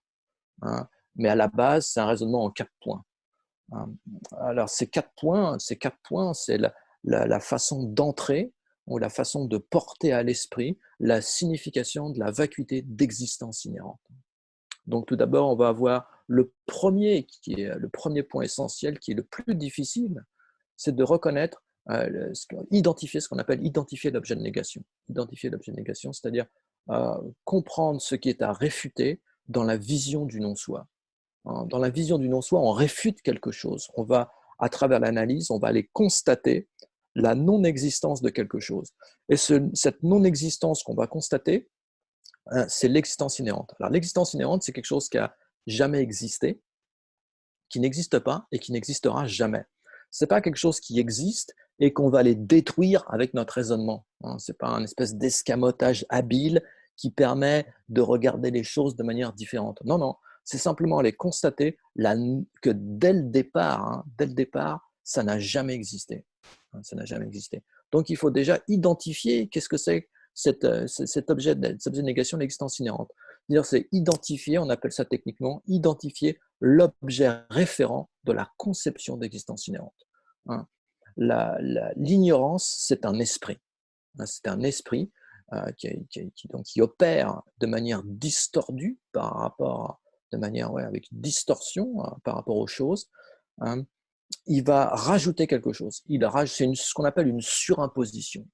Il rajoute quelque chose sur le phénomène, et cette chose qui est rajoutée, c'est ce qu'on appelle l'existence inhérente. Donc ça va aller décorer, ça va ajouter quelque chose. Donc simplement, il faut aller constater que naturellement, le phénomène, dans ce contexte-là, l'agrégat de la forme, le corps, il est naturellement dépourvu de cette existence inhérente, de cette propriété, de cette qualité que l'esprit projette. Voilà, donc réaliser la vacuité, simplement constater la non-existence, hein, de cette qualité projetée par l'esprit. Mm. Donc, l'existence inhérente, dans les textes, on la trouve aussi sous la forme, hein, d'existence vraie. Voilà, ça c'est techniquement, c'est de ça dont on parle. On parle d'existence vraie ou d'existence de son propre côté, hein, l'existence de son propre côté, d'une existence objective. Donc là, tout ça, ça demande beaucoup d'introspection, ça demande beaucoup de patience, ça demande beaucoup d'observer, de s'observer, et en particulier d'observer comment notre esprit, il perçoit les choses. C'est déjà comment les choses lui apparaissent, d'une, et secondo, comment il va les concevoir. Donc là, il y a deux choses. Il y a deux choses. Il y a les choses apparaissent à l'esprit et l'esprit qui les conçoit. Hein, c'est deux choses différentes. Donc, de par cette familiarité avec l'ignorance, hein, de par cette familiarité avec la distorsion de la réalité, tous les phénomènes nous apparaissent naturellement comme ayant une existence de leur propre côté. Ils apparaissent comme ça. Ça, c'est pas l'ignorance. Ça, c'est pas la racine de l'existence cyclique. La racine de l'existence cyclique, c'est l'esprit qui va accepter cette apparence. Hein. C'est l'esprit qui va dire, il va concevoir effectivement que les phénomènes existent comme ils apparaissent. C'est ça le truc. Donc ça, c'est un esprit, on appelle ça l'ignorance. L'ignorance par rapport au phénomène, et quand on s'intéresse au propre continuum, à la propre personne, ça s'appelle la vue de la collection transitoire. Donc, il faut aller d'abord identifier ça. Donc, comment les phénomènes nous apparaissent? Ils nous apparaissent comme ayant une existence de leur propre côté, une existence objective. Du côté de l'objet, l'objet existe, indépendamment de mon esprit. Hein, les phénomènes existent indépendamment de mon esprit. Ils n'ont pas du tout besoin de mon esprit pour exister. C'est un peu comme notre esprit, en fait, hein, c'est un peu, enfin, où on se perçoit un peu comme étant simplement le témoin de l'existence des choses. Hein. Les choses sont là, elles existent, et puis ben moi, je les reconnais, hein, voilà, et je les utilise. Voilà, ça se limite à ça. Alors, c'est-à-dire qu'on n'est pas capable de comprendre le rôle fondamental qu'a l'esprit à amener les choses à l'existence. C'est notre esprit qui amène les choses à l'existence. Et quand je dis amener les choses à l'existence, ça ne veut pas dire être dans son atelier et se mettre à fabriquer un tabouret, par exemple. Ce n'est pas de ça dont on parle. Simplement, tous les phénomènes de l'atome, hein, si on prend un atome jusqu'à l'univers, la galaxie, la planète Terre, la ville de Paris, etc., tout ça, que ce soit des choses, voilà, tout ça, ce sont des choses qui existent de par le pouvoir de l'esprit, c'est-à-dire ce sont des choses qui sont amenées à l'existence par l'esprit. Donc, il faudra s'attacher à comprendre le rôle actif de l'esprit à amener les choses à leur existence. Alors qu'en ce moment, ce qu'on ressent, c'est que l'esprit, c'est simplement le témoin de l'existence des choses. On n'est pas du tout conscient, on n'est pas du tout conscient que c'est l'esprit qui amène les choses à l'existence, qui les produit, en quelque sorte, qui les amène à l'existence, qui leur fait donner leur existence, qui leur fait donner leur entité, qui leur donne leur entité. Quelque chose comme ça. Donc, si on avait dit que les phénomènes sont véritablement existants, c'est ça l'objet de négation, c'est l'existence vraie, hein, l'existence vraie. Donc, si quelque chose est vrai, ouais, si quelque chose est vrai, il n'y a pas de contradiction, il n'y a pas de dichotomie, il n'y a pas de contradiction entre le mode d'apparence et le mode d'existence. Hein. Par exemple, si une personne est vraie, hein, si une personne est vraie, elle est honnête, vraie, hein, il n'y a pas de contradiction entre ce qu'il pense et ce qu'il dit, on va dire. Là, c'est un peu la même chose. Hein. Si les phénomènes sont vrais, alors il n'y a pas de contradiction entre la manière dont ils m'apparaissent et la manière dont ils existent. Donc, si les phénomènes sont vrais, alors l'existence objective, l'existence de par son propre côté, est quelque chose qu'on doit pouvoir trouver à travers l'investigation, à travers l'analyse. C'est-à-dire que le phénomène, si le phénomène existe véritablement, si les phénomènes existent comme ils m'apparaissent, comme établis de par leur propre pouvoir, hein, comme ayant une existence du côté de l'objet, hein, du côté de la table. La table existe, hein, la table existe. Donc si c'est vrai, alors la table doit pouvoir supporter l'analyse, je dois pouvoir trouver quelque chose qui est l'illustration de la table, hein, quelque chose qui correspond à la table, ou quelque chose qui correspond à la personne, ou quelque chose qui correspond à l'agrégat de la forme, ou quelque chose qui correspond au corps. Si je le trouve, je trouve le corps. Hein. Si je cherche mon corps, je le trouve. Si je cherche le moi, le soi, qu'est-ce que c'est qu'Olivier? Si je le cherche, qu'est-ce que c'est que le moi? Je dois pouvoir trouver quelque chose qui est l'illustration, hein, du moi. Donc ça, quand on prend les différentes écoles philosophiques, tout ce qui est en dessous de l'école Prasangika, on va voir les Svatantrika Madhyamika, on va voir les Chittamatra, on va voir les Sutantrika, les Vaibhashika, ils vont tous présenter une illustration de la personne ou une illustration du phénomène. C'est-à-dire que pour ces écoles sont incapables de présenter l'existence sans une traçabilité analytique. Hein. C'est-à-dire que pour eux, les phénomènes, ils supportent l'analyse. C'est-à-dire, pour eux, si le phénomène ne supporte pas l'analyse, bah, il n'existe pas. Hein. Si je ne peux rien trouver du côté du phénomène quand je le cherche, bah, le phénomène n'existe pas. Si je ne peux pas trouver conventionnellement une existence de par les propres caractéristiques de l'objet, comment moi je peux même reconnaître un objet d'un autre? C'est bien qu'il a des caractéristiques inhérentes qui lui sont propres. Ça, c'est un peu leur logique. Donc, si quelque chose existe, je dois pouvoir retrouver l'illustration du phénomène dans sa base. Quelque chose là-bas qui fait que c'est effectivement un stylo, qui fait que c'est effectivement un ordinateur, etc. etc. Les Prasangika, non. Ils disent que tout ça, c'est de la saisie d'existence inhérente, c'est de la saisie d'existence véritable. Tout ça, c'est l'ignorance, c'est une distorsion de la réalité, c'est une conception fausse des choses. Et ça, c'est la racine de l'existence cyclique. C'est la réification. Et ça, c'est ce qui lie la personne au cycle, puisque on va y avoir la réification des agrégats, et sur la base de la réification des agrégats, il y a la vue de la collection transitoire qui surgit, et à partir de là, donc, il y a l'accumulation des actions et tout ce qui s'ensuit. Donc, les Prasangika, ils ont cette subtilité, ils sont capables, c'est quelque chose d'extrêmement, extrêmement subtil, mais ils sont capables de présenter l'existence sans la traçabilité analytique. Donc on doit arriver à ça, on doit arriver à être capable de présenter l'existence d'un phénomène sans sa traçabilité analytique. Hein. Donc les phénomènes existent, mais quand on les recherche, on ne les trouve pas. Donc ça paraît un peu stupide comme ça, hein, ça paraît même assez marrant, hein, dans certains sens, mais en fait c'est d'une subtilité extraordinaire. Donc on doit arriver à comprendre, on doit arriver à cette compréhension, on doit arriver à être capable de postuler, ça ne doit pas nous gêner, postuler le phénomène sans le retrouver analytiquement et sans que ça perturbe la loi de cause à effet. Donc on va voir ça, hein, ça va être le thème de la journée. Donc on va avoir le temps d'y revenir et d'y revenir et d'y revenir. Donc la façon dont, je reviens, hein, sur la façon dont les choses nous apparaissent, elles nous apparaissent sans dépendre de la conscience qui les appréhende. Voilà, en gros, c'est ça. Hein.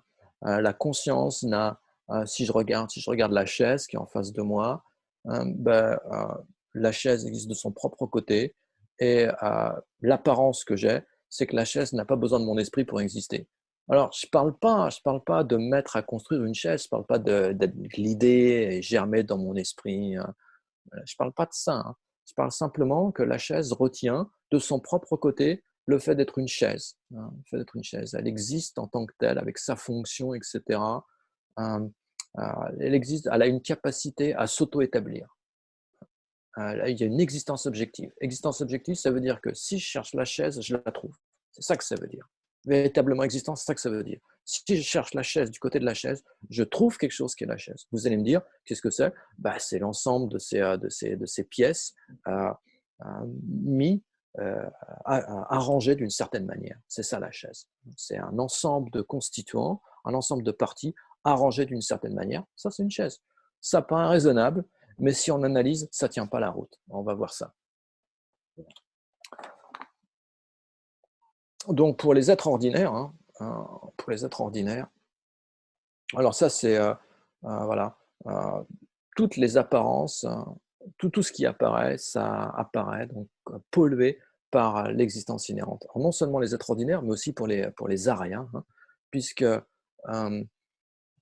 c'est petit à petit sur les trois terrains purs, hein, les trois terrains purs, ils sont la 9e, la 8e, la 9e et la 10e terre. C'est là où petit à petit, une fois que le bodhisattva s'est attaché à éliminer la conception d'existence inhérente, hein, sous forme manifeste ou sous forme de potentiel, hein, de graines, sur les 6 premières terres, quand il arrive à la fin de les 7 premières terres, excusez-moi, les 7 premières terres, c'est uniquement quand il arrive sur la 8e terre qu'il n'y a plus d'ignorance dans son continuum mental, que ce soit la forme manifeste ou que ce soit la forme de graine. Et à ce moment-là, il va s'attacher à éliminer donc ce qu'on appelle l'obscurcissement cognitif, qui est l'empreinte laissée par la conception d'existence inhérente. Qu'est-ce que c'est? Qu'est-ce que ça fait, cette empreinte laissée par la conception d'existence? Ça produit l'apparence, hein, ça produit cette apparence, mais surtout, ça empêche la cognition simultanée des deux vérités. Donc ça, c'est les vérités, c'est-à-dire la vérité conventionnelle, la vérité ultime. Ça, c'est l'objet exclusif d'abandon, et c'est même l'objet principal d'abandon du bodhisattva. Et c'est uniquement sur le terrain de Bouddha, hein, dans l'état de Bouddha, que les choses n'apparaissent plus euh, comme ayant une existence inhérente. Bon, on peut dire que ça commence aussi sur les trois terres impures, quand le bodhisattva il commence à attaquer cet objet de négation, hein, cet obscurcissement, excusez-moi, cet obscurcissement, et où les choses de plus en plus se mettent à apparaître comme un arc-en-ciel, comme similaire à l'arc-en-ciel, hein, de plus en plus, hein, de plus en plus. Donc ça va être assez particulier. Voilà, donc en ce qui nous concerne, les objets nous apparaissent euh, comme étant indépendants de notre esprit. Et, d'une certaine manière aussi comme étant indépendants d'autres phénomènes. D'autres phénomènes. Les choses, comme je disais avant, nous apparaissent comme existant en eux-mêmes, elles existent en eux-mêmes, en eux, son existence en eux, et elles attendent qu'on en fasse l'expérience ou qu'on les utilise. Voilà. On n'a pas du tout la notion qu'on est impliqué, que notre esprit, qu'on est impliqué dans l'existence de ces phénomènes, dans la venue à l'existence de ces phénomènes. Donc, quand le Bodhisattva Avalokiteshvara dit la forme est vide, qu'est-ce que ça signifie? Ça signifie que bien que que tous les objets qui sont inclus dans l'agrégat de la forme apparaissent comme ayant une existence inhérente, en réalité, ils sont totalement privés, ils sont tellement dépourvus de cette existence inhérente. Donc là, il faut s'attacher, ça renvoie aux choses, les choses m'apparaissent, l'agrégat de la forme, il apparaît d'une certaine manière, mais il en existe d'une autre. Donc toutes les souffrances, toutes les insatisfactions, toutes les difficultés qu'on expérimente dans la vie dérivent directement et indirectement, de cette distorsion de la réalité.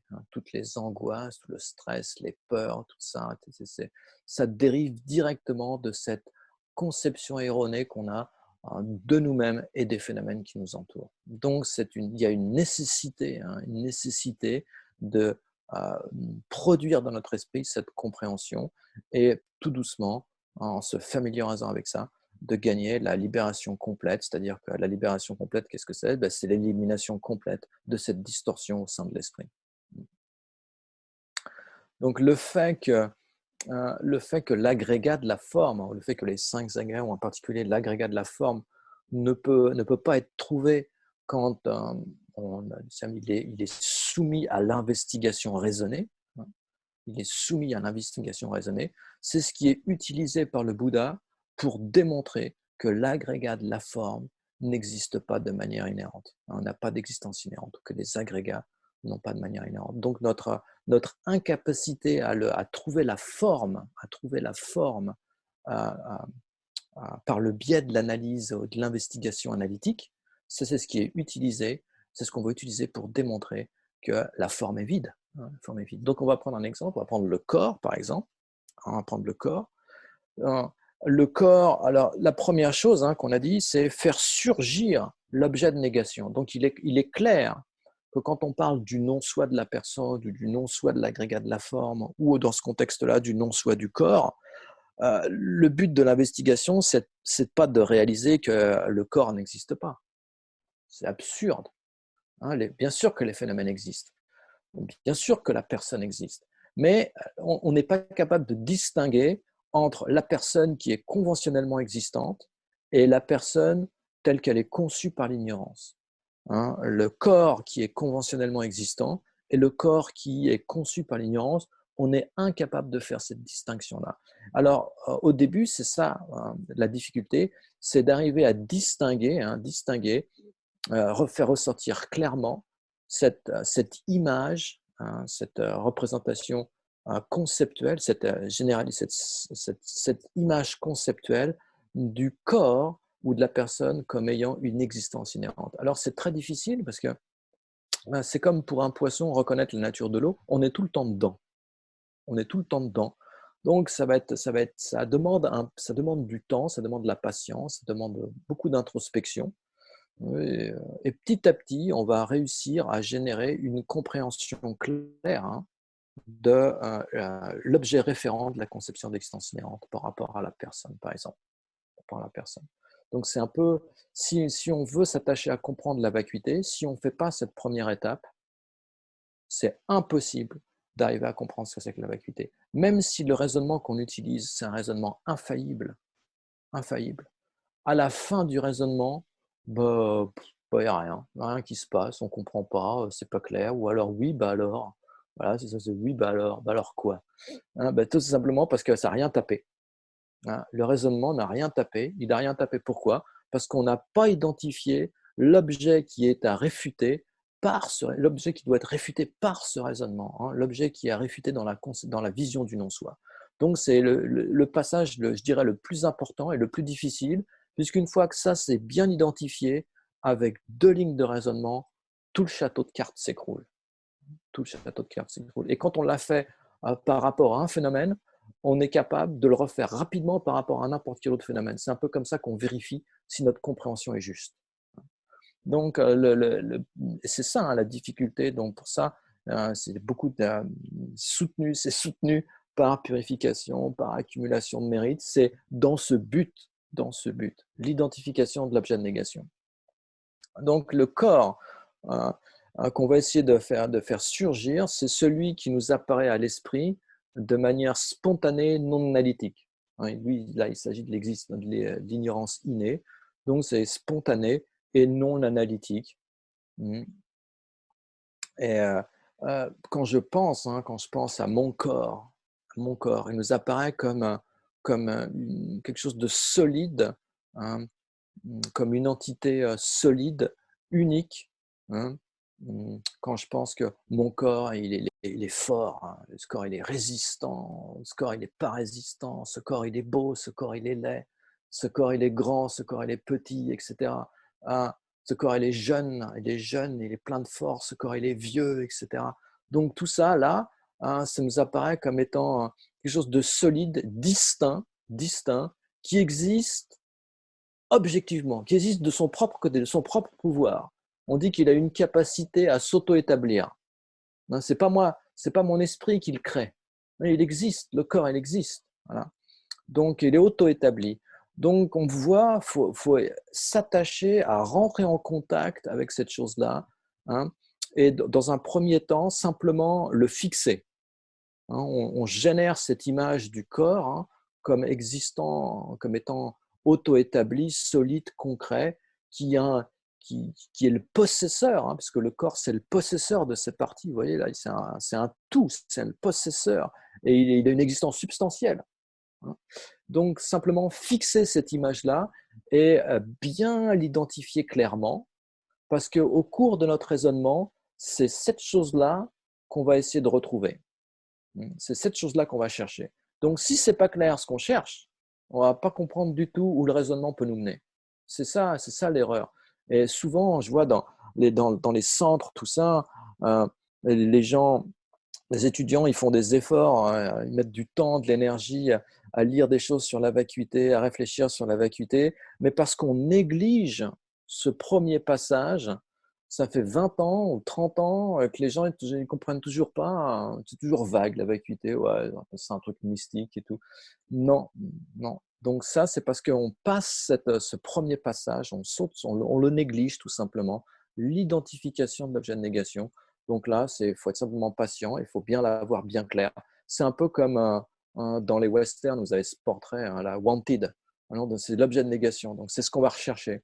Donc si on n'a pas identifié le voleur, hein, ben, au sein d'une foule, on va être incapable de le reconnaître. Si on est devant une foule et on sait qu'il y a un voleur, si on ne sait pas à quoi il ressemble, on va être incapable de l'identifier, même si on sait qu'il y en a un.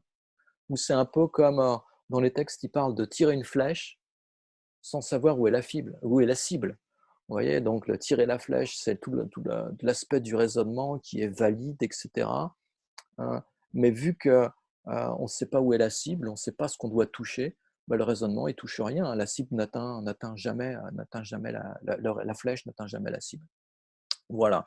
Donc, ceci étant dit, hein, on va essayer de comprendre qu'est-ce que c'est que cet objet de négation et on va essayer de le rechercher. Donc, il faut déjà essayer de porter ça à l'esprit, hein, quand on pense à mon corps.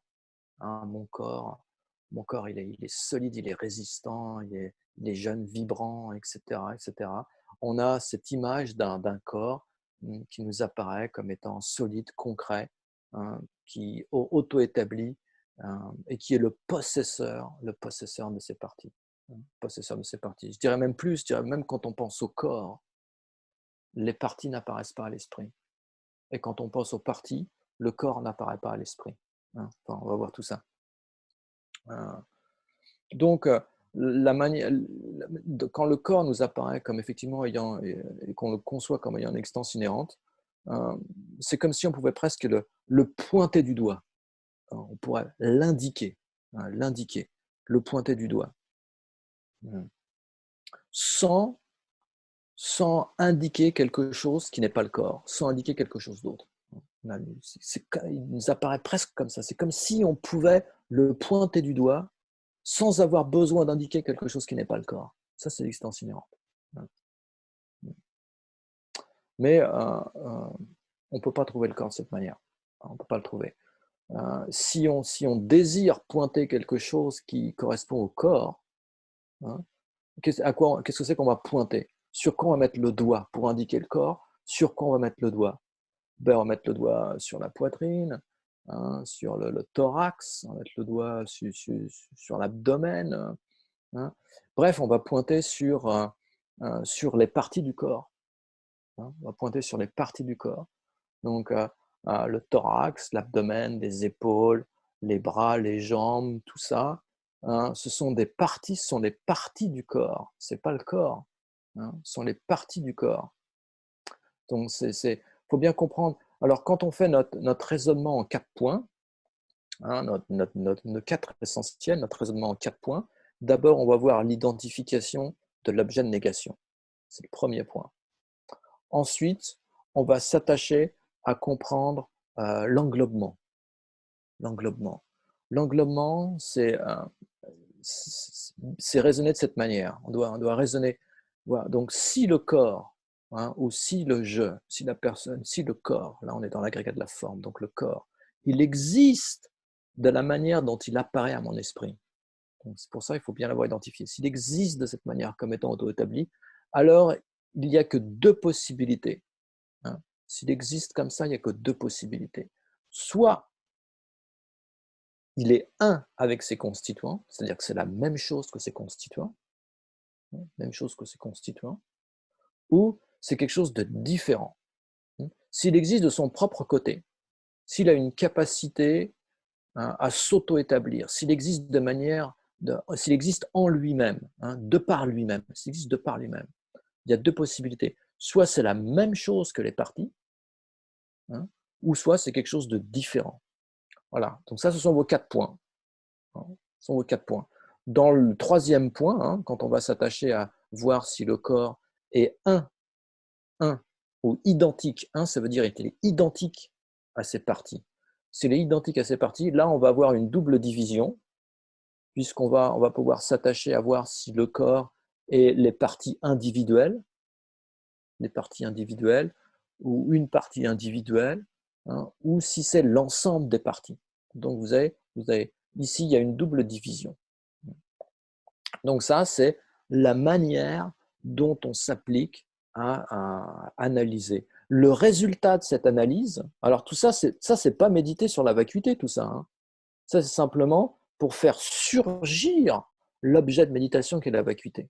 Vous voyez, là, on n'est pas du tout en train de méditer sur la vacuité, on est en train de réfuter l'objet négatif. On l'a identifié, on a établi son englobement, donc ses possibilités d'existence dans la réalité, et puis là, on fait les raisonnements, là, on le cherche. Avec les deux dernières, on le cherche. Et le résultat de ça, c'est l'introuvabilité du corps.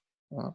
Là, là, on est confronté à la non-traçabilité. Hein. On est confronté à voilà, l'inexistence de ce qui avant nous apparaissait clairement à l'esprit, ce corps qui existe de son côté. Donc là, à ce moment-là, quand on est confronté à cette non-trouvabilité, à cette intraçabilité analytique, à ce moment-là, on médite la vacuité du corps. Donc méditer la vacuité, c'est le résultat d'un processus d'investigation. Le processus d'investigation n'est pas la vacuité, n'est pas la méditation sur la vacuité. La vacuité, c'est ce qui sort à la fin de ce processus d'investigation, c'est la contemplation de cette non-trouvabilité du corps. Et là, on médite sur la vacuité du corps. Si on prend la vacuité de la personne, ça va être pareil, identification de l'objet de négation en rapport à la personne, établir son englobement, rechercher si la personne est identique à ses agrégats, hein, ou au corps ou à l'esprit, ou l'ensemble. Et deuxièmement, et le dernier, contempler, voir, réfléchir, investiguer, analyser, voir si la personne est quelque chose qui soit différent du corps et de l'esprit. Et à la fin de cette investigation, donc, on est confronté à une absence, le vide, à la non-trouvabilité, à la non-traçabilité de ce qui avant nous apparaissait clairement à l'esprit. Et là, on médite sur la vacuité, effectivement, puisqu'on a comme objet d'observation la vacuité à ce moment-là. Hein. Donc ça, c'est aussi… voilà. Donc, on va voir un peu ces 4 points.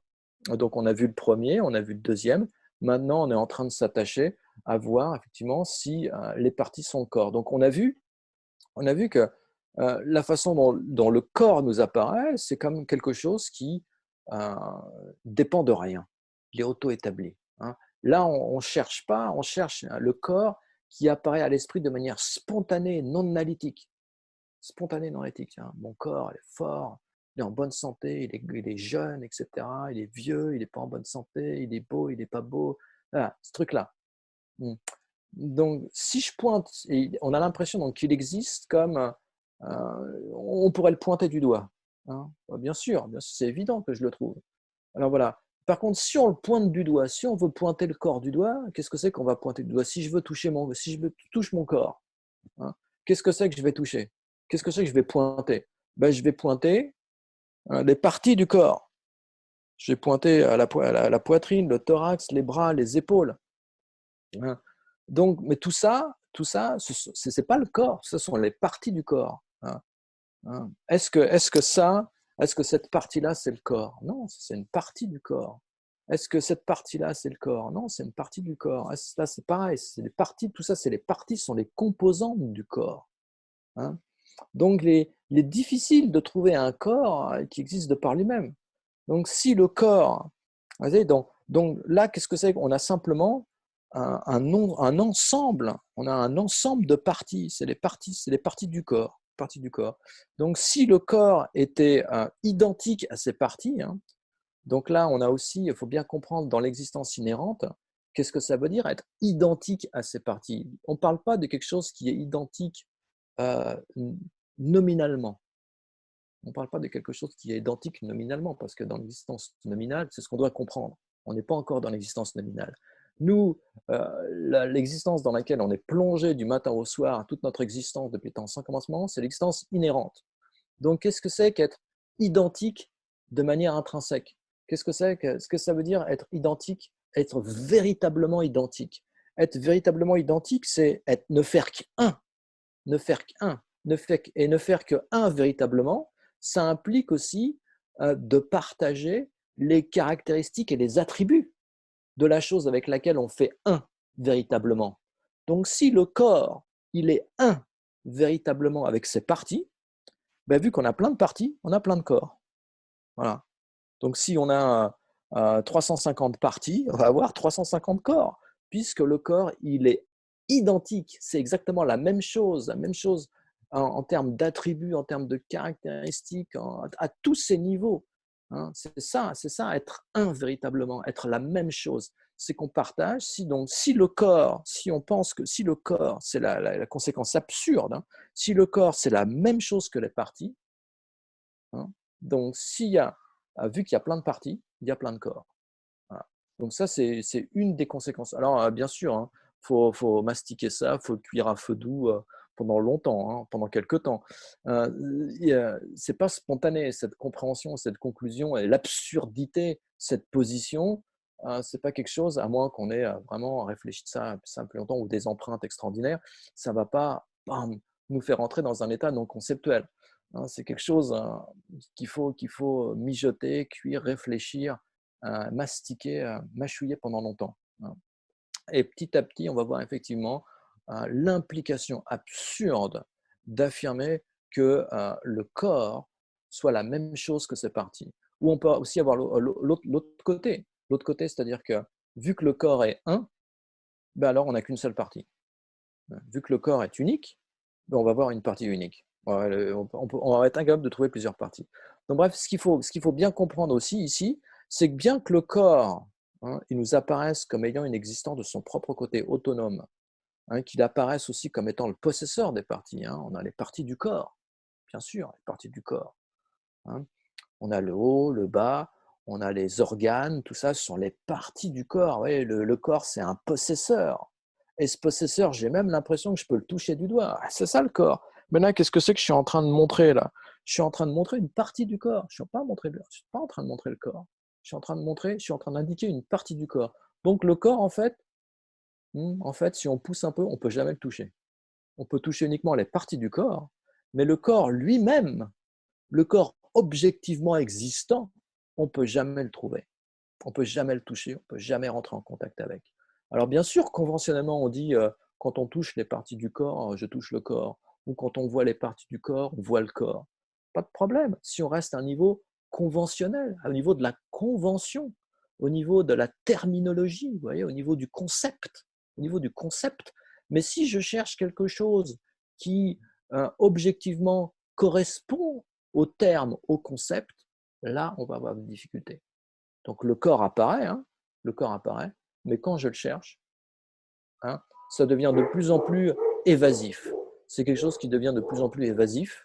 Hein, et donc ça, c'est bien la preuve aussi que les choses n'existent pas comme elles apparaissent, puisque si quelque chose existe comme il apparaît, hein, ben, à travers l'investigation, il va devenir de plus en plus clair. Si quelque chose est vrai, plus je l'analyse, plus il devient clair. Alors que là, tous les phénomènes, plus on va les analyser, plus ils vont devenir diffus, hein, et, ils vont même disparaître. Donc ça, c'est vraiment une indication que les choses n'existent pas comme elles nous apparaissent. Donc on va penser aussi, donc éventuellement, on va se dire, euh, ouais, voilà, ok, on va y arriver. Alors donc on va regarder chaque partie individuelle du corps, et on va constater que le corps ne réside dans aucune de ses parties individuelles. Hein. Le corps ne réside dans aucune de ses parties individuelles. Ça, c'est pas le corps. Cette portion-là, c'est pas le corps. Cette portion-là, c'est pas le corps, etc., etc. Ça, c'est pas le corps. Ça, c'est pas le corps. Il y a dans aucune de ces parties individuelles, on a le corps. Donc, qu'est-ce que c'est qu'on a là? On a un ensemble de parties du corps. Les parties du corps, par définition, hein, sont des non-corps. Hein.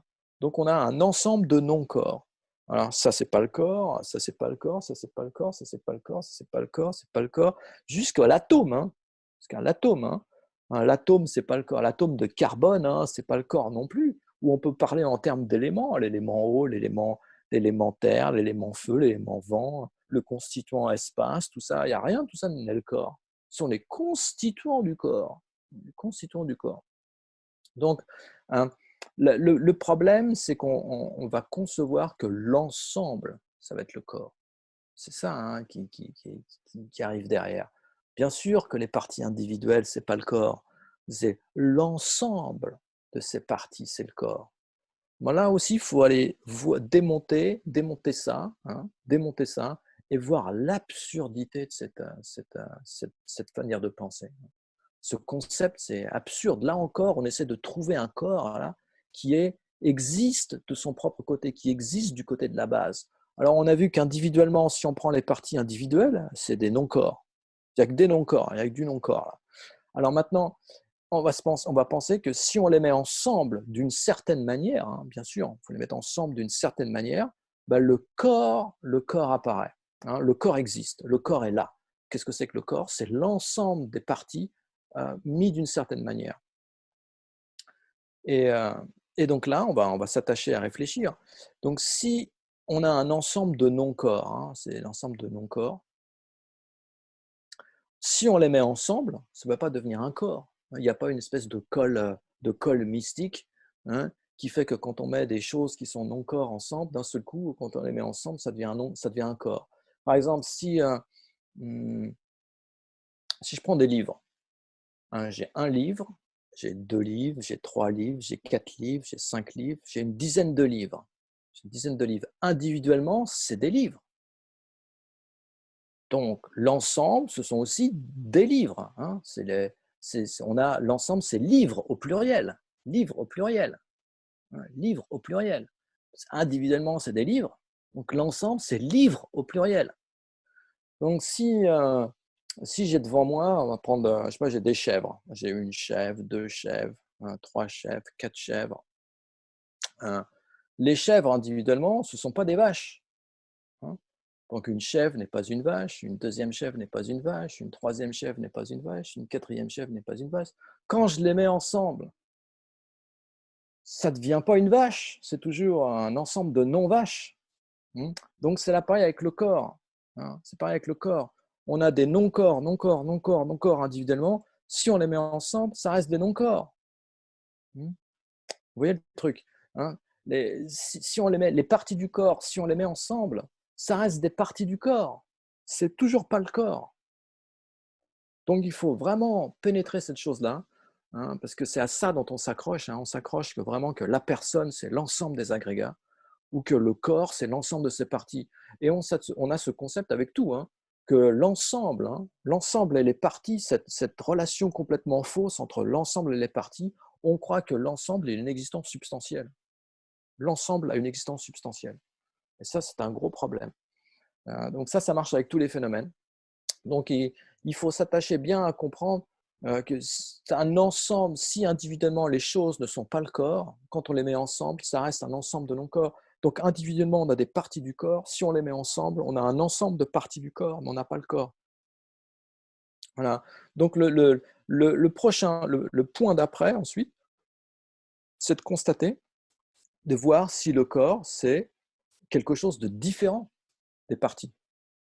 On a vu que les corps individuellement ne sont pas le corps, excusez-moi, les parties individuellement, les parties du corps individuellement ne sont pas le corps, donc les parties dans leur ensemble, si on met le tout ensemble, ce n'est pas le corps non plus, donc on va voir s'il existe quelque chose qui ne soit pas le corps, hein, quelque chose qui ne soit pas le corps. Parce que c'est ça l'existence inhérente. L'existence inhérente, hein, l'existence substantielle, c'est être capable de pointer le phénomène directement sans avoir besoin de pointer avant quelque chose qui n'est pas ce phénomène-là. Hein, puisque nous, quand on désigne les phénomènes, on désigne quelque chose qui n'est pas le phénomène lui-même, mais sur cette base, le phénomène nous apparaît.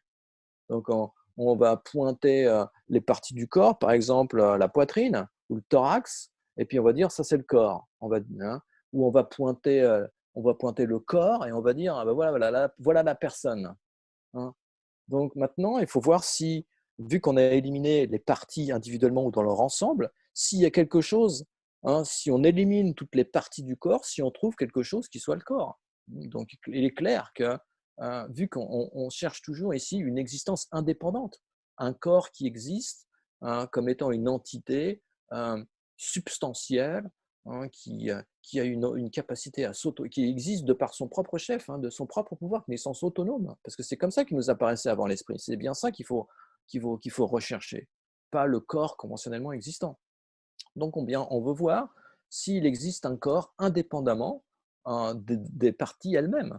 Et donc si on élimine toute l'ensemble des parties, hein, il y a absolument le corps, normalement on devrait trouver quelque chose, mais vu qu'on ne trouve rien, hein, on se rend compte très rapidement que le corps, c'est pas quelque chose le corps n'est ni traçable, ni retrouvable dans ses parties individuellement, ni dans l'ensemble de ces parties, ni dans quelque chose qui soit différent de ces parties, hein. Donc le corps, c'est quelque chose qui est ni les parties et ni différent des parties. Donc déjà là, on est un peu dans le flou, hein. Ça semble quelque chose de très étrange, hein. Donc ça, tout simplement, c'est l'explication qu'il n'y a pas d'existence substantielle, hein. Il n'y a pas d'existence intrinsèque, il n'y a pas d'existence qui est intrinsèque ou véritable, c'est-à-dire qu'on peut retrouver dans la base, hein. C'est quelque chose qui supporte l'analyse, tout ce qu'on peut retrouver dans la base. Voilà. Donc là, je crois oui, il est 11h15. Donc, il faut me le dire, hein, des fois, parce que j'ai tendance à partir, hein, j'oublie l'heure. Donc, on a dit qu'on faisait une pause. Comment ça se passe? Il y a quelqu'un qui prend la parole? Oui, on peut faire une pause. Ouais, voilà. Donc, on fait une petite pause. On va dire un quart d'heure, 20 minutes. Et puis on reprend après, d'accord? Ça marche? Ok, à 35. Voilà, 35. OK? Ok, 35. très bien. Très À Merci. tout bien, de suite. merci.